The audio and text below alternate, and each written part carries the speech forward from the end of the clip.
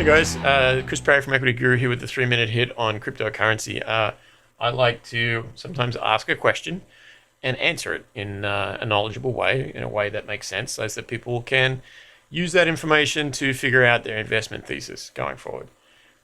Some of those questions are, is there a future for uranium that that environmentalists can embrace?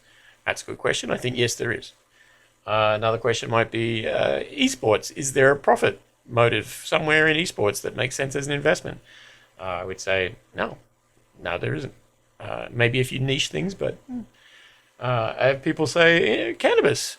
Should I be investing in cannabis? I would say to you, no, but for a handful of opportunities that I'll be talking about in weeks ahead. And today, the big question is cryptocurrency. Should I buy it?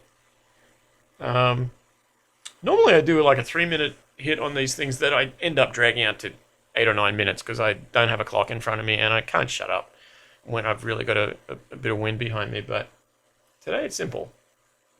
Should you buy cryptocurrency? No, you should not. Thanks for watching. Subscribe. No, seriously, that's all I got. It's a fucking scam. Don't go near it. Don't do it. Cryptocurrency's bad. It's never going to be a currency. Decentralized finance is a thing. That's interesting.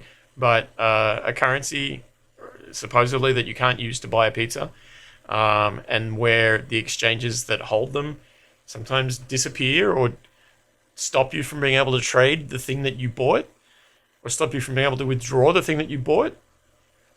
Why would you think that's a good thing to invest in? Like, go invest in comic books. At least there's a thing that you can look at. At least you can read them. Invest in Beanie Babies. There's at least old ladies that might buy them from you. Baseball cards. There's an actual asset. Old video games, as scammy as that thing is. Let me tell you about old video games. There's one company that auctions them all off, and that also owns a company that grades the video games before they auction them. And that company has been routinely upping the grading of the games, and then I think buying the actual games themselves that they are auctioning to drive the price up, which has meant a big industry is formed around it, and people think, oh my God, there's value in the old Intellivision in my garage. And that scam is falling apart. In the 80s, everyone was buying baseball cards like they're going out of style. That lasted a year and a half. Every mall had a baseball card store in the late 80s, and then it didn't. Beanie Babies were a thing for a second. .com shares were a thing for a second. Identify the bubbles. Understand the bubbles. You can make money out of a bubble, but you need to be the first one out the door. You need to leave some of the top to make sure that you protect the bottom, right? And cannabis stocks were the same thing in 2018. Hey, tweed is worth $4 billion. Great. Sell. And never look back. Instead, people today are still trying to figure out, well, should I be buying cannabis? Look, man, protect your money, right? Like, have the money that you need for your rent or your mortgage payment. Have the money that you need to keep your partner not leaving you. And then the little bit extra. Look, if you want to make that a big bet on a weed company, go ahead. Let it ride. Let it go to the moon. But as it doubles and triples and quadruples, take out your original stake so that you know what it's like to have money in your hand. Cryptocurrency, if you really insist on gambling on crypto, may I suggest a better option.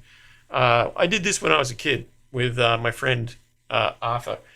We would go to the greyhound races and we would bet on box one. Now, if you ever looked at the greyhound races, you've got 8 boxes, right? One next to the other. Box 1 is on the inside, so less space to travel to get to the finish line. Box 8 is on the way outside. It's got to travel longest. And all the guys in the middle, they've got a dog on each side of them. So when the box opens up, they slam into each other, they knock each other around, and then hopefully progress forward. But box 1 only has 1 dog next to it. Box 8 only has 1 dog next to it. So box 1, generally speaking, will win at least one greyhound race at every greyhound racing meet.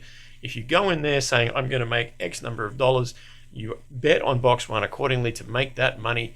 If it loses, now you've got to make X number of dollars plus the amount that you've already put down. You keep betting that way until box 1 comes in, and then you go home.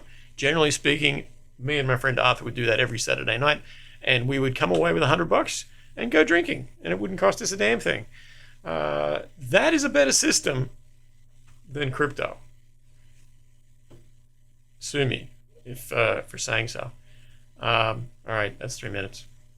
Subscribe.